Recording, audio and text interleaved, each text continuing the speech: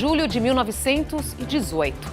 No porão de uma casa em Ekaterimburgo, no leste da Rússia, o czar Nicolau II, sua mulher Alexandra e os 5 filhos do casal foram mortos a tiros pela polícia secreta do regime comunista. Um ano antes, o imperador havia sido deposto e colocado inicialmente em prisão domiciliar.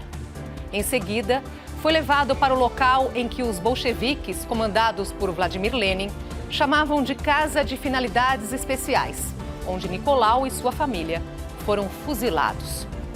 No período entre a prisão e o fuzilamento, houve algumas tentativas de salvar a família. Algumas de amigos bem intencionados, outras de pessoas que pensavam apenas em tirar algum tipo de vantagem. Mas o que se passou naquele período ficou por um longo tempo envolvido em mistério. Agora, muitas dúvidas foram esclarecidas no livro A Corrida para Salvar os Romanov, da escritora inglesa Ellen Rappaport. O desfecho da história mais parece ficção, mas é realidade. Acompanhe nesta edição do Matéria de Capa. Fique com a gente.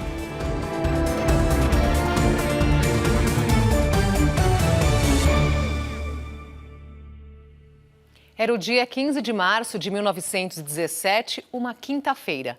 Naquela data, o czar Nicolau II abdicou do trono, encerrando uma dinastia que durou 300 anos. Ignorando a realidade, ele não queria deixar a Rússia e acreditava que poderia escolher onde viver. Um engano que teve terríveis consequências. A situação política e econômica na Rússia se agravou muito a partir do final do século XIX e início do seguinte. Enquanto os nobres viviam no luxo, a população mal sobrevivia.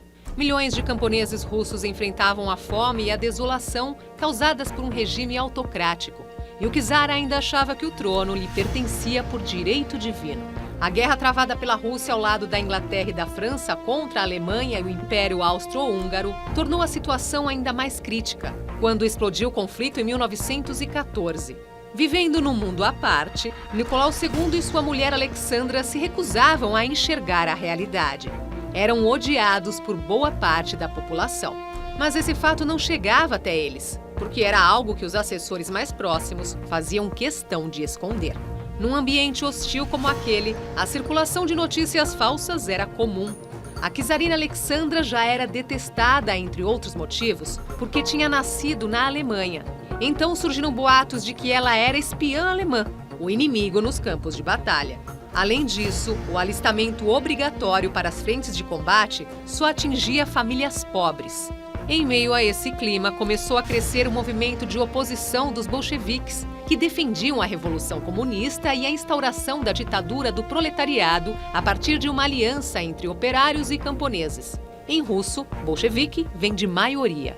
Em outra frente estavam os mencheviques, que significa minoria em russo, defensores de um socialismo moderado.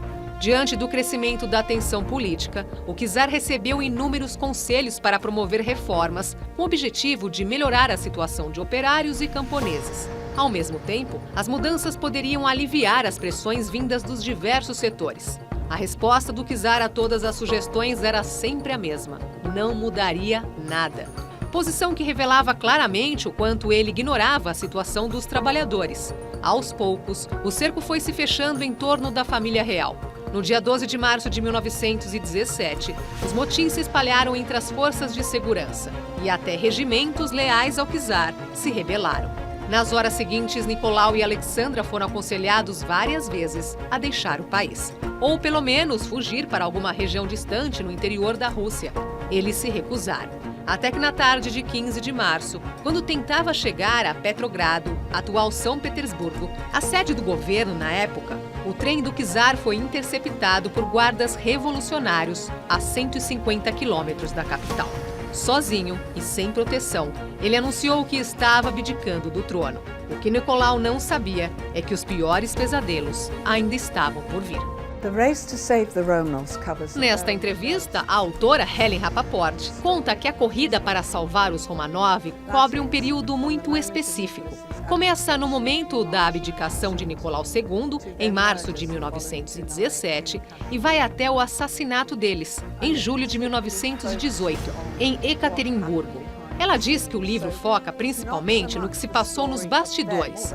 Não se trata da história dos Romanov, embora eles façam parte da narrativa. Trata daqueles que, na Europa, tentaram de alguma forma salvá-los ou encontrar uma solução diplomática para tirá-los da Rússia. Ou seja, a história das tentativas que falharam e dos monarquistas russos que também se mobilizaram com esse objetivo. A escritora lembra que, como escreveu outros 2 livros sobre os Romanov, em todas as palestras e entrevistas que deu, sempre houve a mesma pergunta. O rei George V, então no trono britânico, traiu seu primo? Ele poderia ter evitado a tragédia salvando toda a família do czar? Helen afirma que a situação era mais complicada do que se imagina. Qualquer pessoa que conheça a geografia da Rússia sabe que a logística para uma ação de resgate seria extremamente complicada. Vale a pena prestar atenção na parte final da história nos últimos meses, quando houve uma oferta de asilo por parte da Inglaterra, que após vários meses foi retirada. É preciso tomar cuidado com as supostas evidências apresentadas para sustentar certas teorias.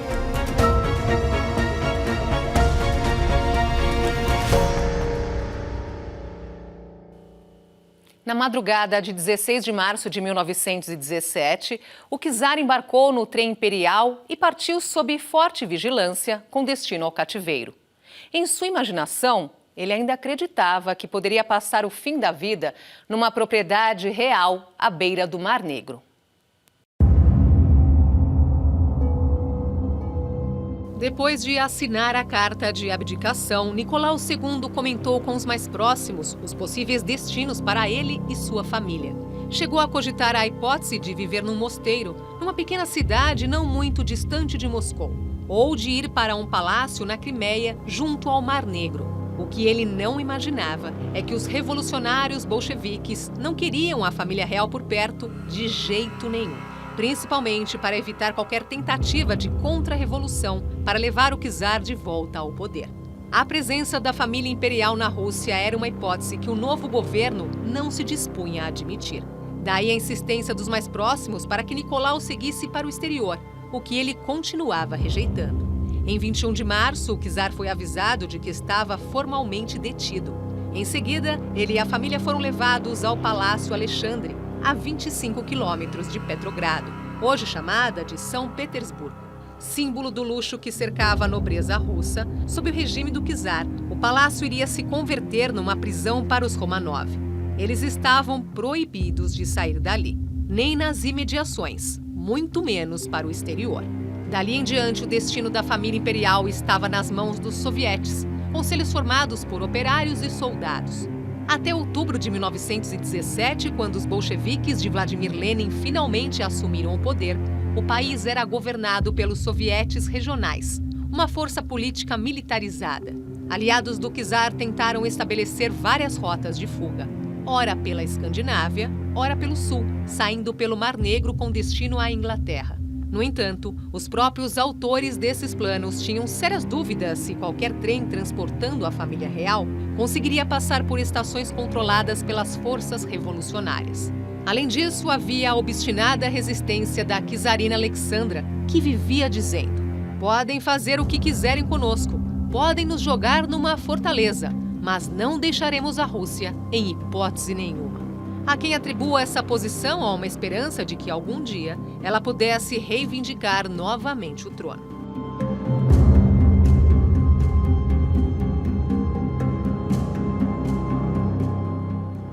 Místico, visionário, profeta, curandeiro ou charlatão? Na corte do czar Nicolau II, eram inúmeros os adjetivos para qualificar Grigori Rasputin, um personagem cercado de mistérios. Ao chegar a Petrogrado, vindo da Sibéria em 1903, Rasputin logo manteve contato com líderes da Igreja Ortodoxa russa e de figuras próximas da corte. Não demorou muito para conseguir se aproximar do czar e da czarina. Embora não fosse médico, dizia que poderia curar o filho do casal e herdeiro do trono, Alexei, que sofria de hemofilia. Aproveitando-se da proximidade, passou a aconselhar a czarina em várias questões, até o ponto de interferir nos assuntos do governo. Por conta disso, passou a ser detestado por parte da nobreza, que o via como uma presença nefasta na corte. À medida que aumentava sua influência sobre Alexandra, ganhava mais inimigos. A confiança da czarina em Rasputin chegava a tal ponto que ela o considerava um mensageiro de Deus. Com o desgaste do casal de czares, que se recusava a promover reformas para acalmar os ânimos dos opositores, sua posição se tornou insustentável. Depois de sobreviver a vários atentados, Rasputin acabou sendo morto a tiros, a mando de um grupo de nobres, em 17 de dezembro de 1916.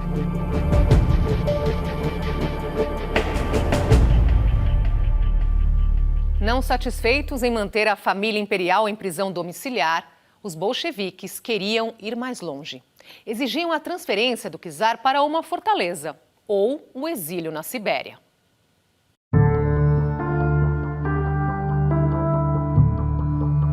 A cada dia aumentavam as pressões para que Nicolau e Alexandra fossem julgados como inimigos do povo, o que sinalizava a hipótese de execução. Em agosto de 1917, o czar foi informado de que seria transferido para uma pequena localidade na região leste.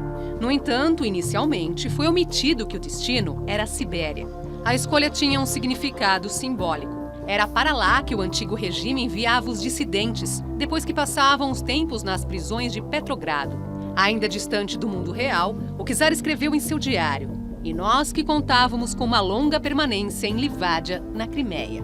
Logo, a perspectiva de um local remoto, do rigoroso inverno, longe dos amigos, começou a abater o ânimo de Nicolau. 4 dias depois, em 14 de agosto, toda a família embarcou num trem com destino à Sibéria. Em poucas horas, o Palácio Alexandre ficou vazio. Aquele momento representou a separação simbólica entre a velha ordem czarista e a nova Rússia socialista. Oh, don't tell me about Anastasia. Helen diz que Anastácia foi um dos motivos que a levaram a escrever o livro. Em todas as conversas que teve sobre os Romanov, ela ouvia 2 perguntas. Por que o rei George os traiu? A outra, Anastácia sobreviveu e conseguiu escapar? Dúvidas que ignoravam todas as evidências de DNA e testes científicos que podem acabar com essas teorias conspiratórias. Ela conta que parte da explicação é que, diante do brutal assassinato das crianças, as pessoas tentam se apegar à esperança de que uma delas poderia ter sobrevivido, além do fato de que os bolcheviques sempre se recusaram a admitir que haviam matado todas elas. Isso acabou deixando uma margem de dúvida que permitiu a circulação de informações falsas sobre o desfecho da história. A escritora conta que, assim que iniciou a pesquisa sobre o livro, passou a olhar para os integrantes da família real como pessoas, não apenas como membros de uma dinastia, e que logo percebeu a existência de uma dinâmica familiar, uma rede de proteção que havia entre eles, além de uma profunda fé nos ensinamentos da Igreja Ortodoxa Russa. Diz que passou a admirar a família, particularmente Nicolau, um pai sempre presente que qualquer criança gostaria de ter. Mas, acima de tudo, se apaixonou pelas 4 meninas, que eram marginalizadas naquele universo, a quem cabia só o papel de sempre aparecerem belas e bem vestidas.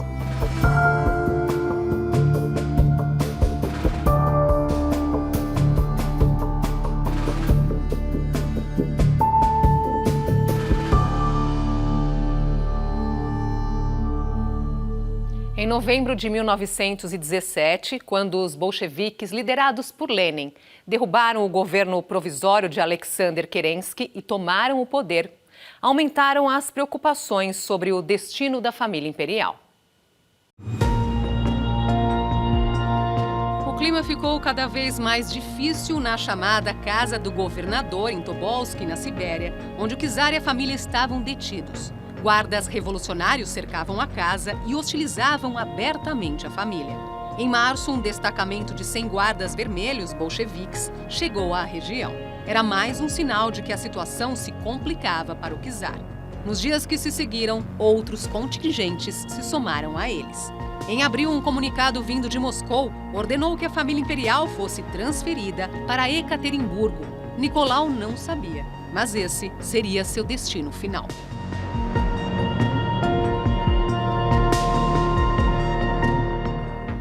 Ao longo de meses, o governo de Vladimir Lenin vinha debatendo sobre o que fazer com o czar e sua família.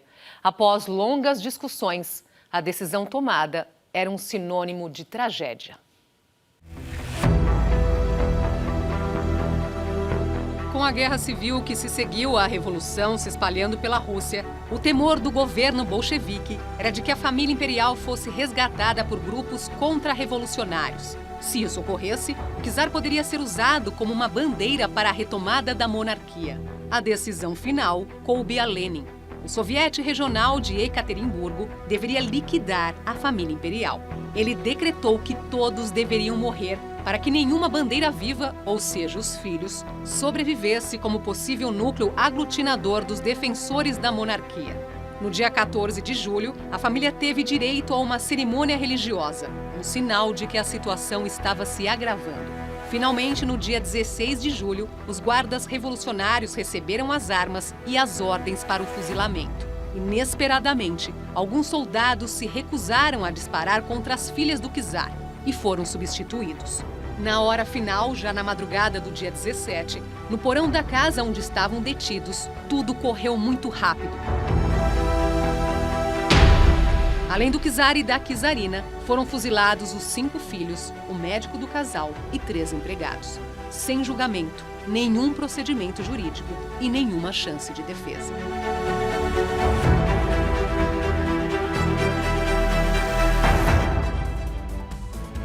Daqui a pouco, no início do século XX, 9 monarcas europeus tinham algum tipo de parentesco. E isso não impediu a explosão da Primeira Guerra Mundial, uma das maiores tragédias da história. Não saia daí.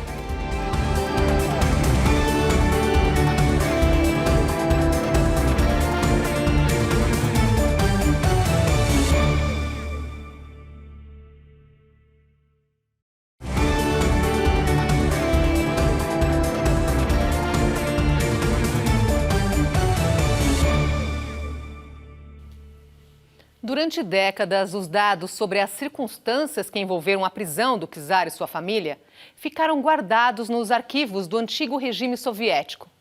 Mas a pergunta que permaneceu no ar sempre foi esta: por que ninguém conseguiu salvar os Romanov? Foi exatamente essa questão que a historiadora inglesa Helen Rappaport procurou responder no livro A Corrida para Salvar os Romanov.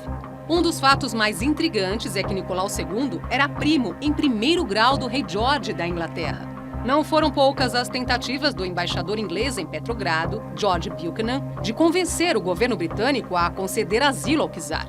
No entanto, entre outros obstáculos, o diplomata enfrentou uma acirrada oposição do primeiro-ministro David Lloyd George e de seus aliados. Naqueles dias, a sombra da Revolução Socialista havia se espalhado pela Europa. Em vários países, operários e líderes trabalhistas queriam seguir os caminhos trilhados pelos operários e camponeses russos. O rei George ficou indeciso. Ora achava que deveria receber o primo, ora dizia que não. Seus assessores não paravam de alertá-lo sobre os riscos da presença do czar em território britânico. A Espanha, cujo rei Afonso XIII também tinha uma relação de parentesco com Nicolau, foi um dos países que mais insistiram para que o novo governo permitisse a saída do czar. Suécia e Dinamarca também se mobilizaram, mas foi em vão. Por sua vez, a França, em mais de uma ocasião, deixou claro que a presença do czar e da família real em solo francês não seria bem-vinda.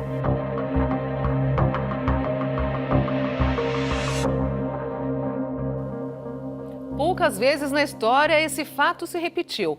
9 monarcas no trono tinham relações de parentesco. Esta foto, feita em 1910 nos funerais do rei Eduardo VII da Inglaterra, registra um momento histórico. Em pé, da esquerda para a direita, o rei Haakon VII da Noruega, o czar Ferdinando da Bulgária, o rei Manuel II de Portugal, o Kaiser Guilherme II do Império Alemão e os reis George I da Grécia e Alberto I da Bélgica. Sentados da esquerda para a direita, o rei Afonso XIII da Espanha, o rei imperador Jorge V do Reino Unido e o rei Frederico VIII da Dinamarca. Quase todos, direta ou indiretamente, tinham algum parentesco. Apesar disso, vários deles acabaram lançando seus países em confrontos na Primeira Guerra Mundial.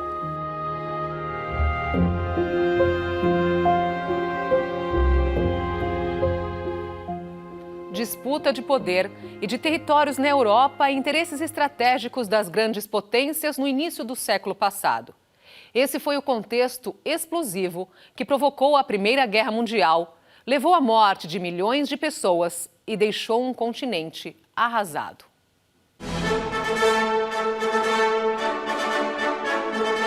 De um lado, Inglaterra, França e Rússia. De outro, a Alemanha e o Império Austro-Húngaro. Após 4 anos de conflito, o resultado foi devastador. 9 milhões de mortos, milhões de feridos e economias arrasadas. O estopim do conflito foi o assassinato do arquiduque Francisco Ferdinando da Áustria, herdeiro do trono da Áustria-Hungria em Sarajevo, na Bósnia, em 28 de junho de 1914. Mas o fato é que as tensões na Europa, naquele início de século, eram acentuadas. Havia uma hostilidade mal disfarçada entre o Kaiser Guilherme da Alemanha e seus rivais na disputa pelo poder na Europa, Inglaterra, França e Rússia. Até o 3º ano do conflito, a Alemanha conseguiu avançar sobre grandes extensões territoriais. Mas, aos poucos, tanto os alemães como seus aliados austro-húngaros começaram a ficar em desvantagem, principalmente após a entrada dos Estados Unidos na guerra.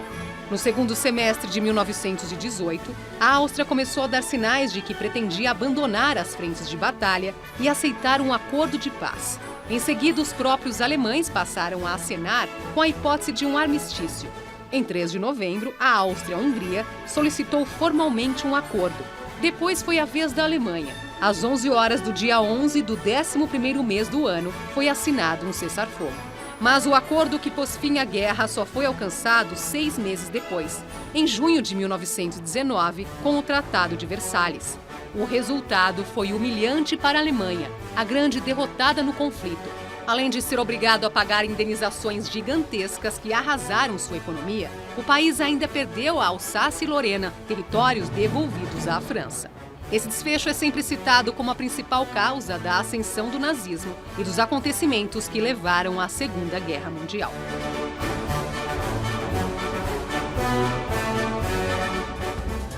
Daqui a pouco, nas memórias do rei Eduardo VIII, uma lembrança sobre o czar. Seu pai, o rei Jorge, mais de uma vez se recusou a autorizar uma missão para salvar Nicolau II. E ainda, o mistério de uma das filhas do imperador, que teria sobrevivido ao massacre e fugido para o exterior. A gente volta já.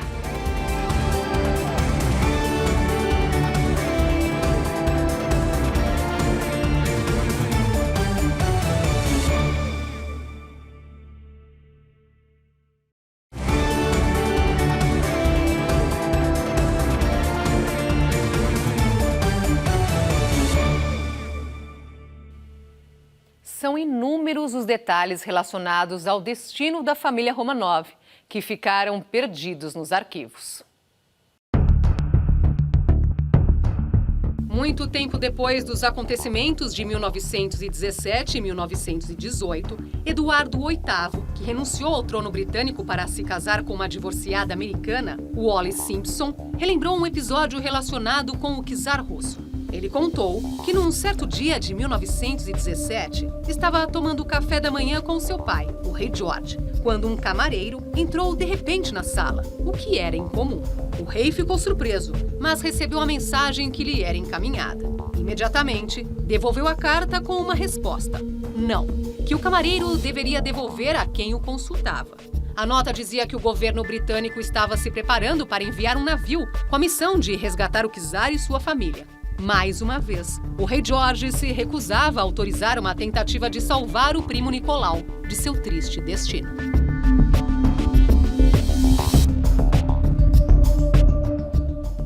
Quando se fala da tragédia do czar e sua família, poucos se recordam de um detalhe. O clã dos Romanov tinha 65 integrantes. Como alguns sobreviveram, durante muito tempo, circulou a lenda de que a princesa Anastácia, uma das filhas de Nicolau II, estaria entre eles. No cativeiro em Ekaterimburgo, os bolcheviques fuzilaram 7 membros do clã: o czar, a czarina e os 5 filhos. Outros 11 foram perseguidos e mortos pela Guarda Vermelha, mas 45 sobreviveram e conseguiram fugir para o Ocidente. Durante décadas, circularam rumores de que a princesa Anastácia, mais nova das filhas de Nicolau II e Alexandra, teria sobrevivido ao fuzilamento. Houve quem garantisse que ela tinha conseguido até mesmo escapar do cerco dos guardas vermelhos e fugir da Rússia. Surgiram até personagens de ficção inspirados nessa história. Livros circularam com esse tema e o cinema produziu filmes sobre a princesa que teria sobrevivido a um massacre. No entanto, com o avanço da ciência, exames de DNA realizados nos corpos da família comprovaram que ninguém sobreviveu. Todos morreram no mesmo dia. Atualmente são raros os descendentes diretos dos Romanov. Mas durante muito tempo, alguns de seus parentes fizeram parte da realeza europeia. Uma das sobreviventes é a princesa Olga Romanov, vista nesta entrevista à TV britânica. A avó dela era irmã de Nicolau II e conseguiu deixar a Rússia após a Revolução. Olga conta que, além da avó, a bisavó e outros parentes chegaram a ficar em prisão domiciliar na Crimeia, mas pouco depois conseguiram fugir num navio da Marinha Britânica. Ela lembra que sua avó e o czar eram primos do rei George V e que sua bisavó era irmã da rainha Vitória. Ao chegarem à Inglaterra, foram muito bem recebidos. Todos já se conheciam e tinham parentes nas monarquias da Dinamarca e da Noruega. O rei norueguês Haakon era avô dela. Quando jovem, amigos da família tentaram arranjar um casamento dela com o príncipe Charles. Isso foi em 1967, antes que ele começasse a namorar Diane Spencer. Mas tudo não passou de um assunto para os tabloides ingleses. Each week they did another foreign princess. A Revolução Russa, que levou à queda do regime czarista, e o desfecho da Primeira Guerra resultaram numa série de mudanças no mapa político da Europa. Monarquias aparentemente invioláveis desmoronaram, provando que estavam com os dias contados. Isso significou o fim de regimes que se mantinham no poder graças a um suposto direito divino. Todos tiveram que se adaptar como monarquias constitucionais ou se transformar em repúblicas. Foram mudanças irreversíveis, que significaram importantes avanços históricos. Essa edição do Matéria de Capa fica por aqui. E nós voltamos na próxima semana, neste mesmo horário. Uma boa noite a todos. Até lá.